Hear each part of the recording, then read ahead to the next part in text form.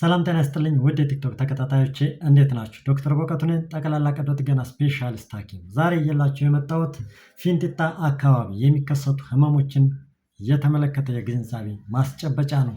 ብዙ ሰዎች ፊንጢጣ አካባቢ ህመም ሲሰማቸው የፊንጢጣ ኪንታሮት አድርጎ የመውሰድ ነገር ይታያል።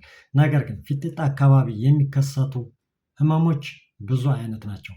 ዋና ዋናዎቹ በአራት ከፍለን ማየት እንችላለን። የመጀመሪያውና ዋናው የፊንጢጣ ኪንታሮት ወይንም ሄሞሮይድ የሚባለው ነው። ሁለተኛው የፊንጢጣ ጫፍ መሰንጠቅ ወይንም አናል ፊዠር።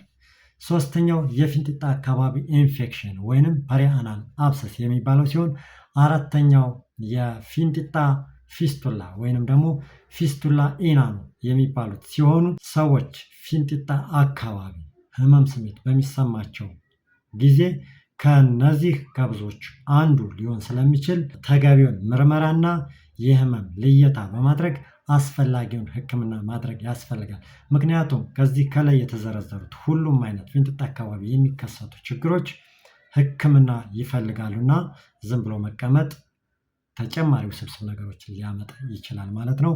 አመሰግናለሁ።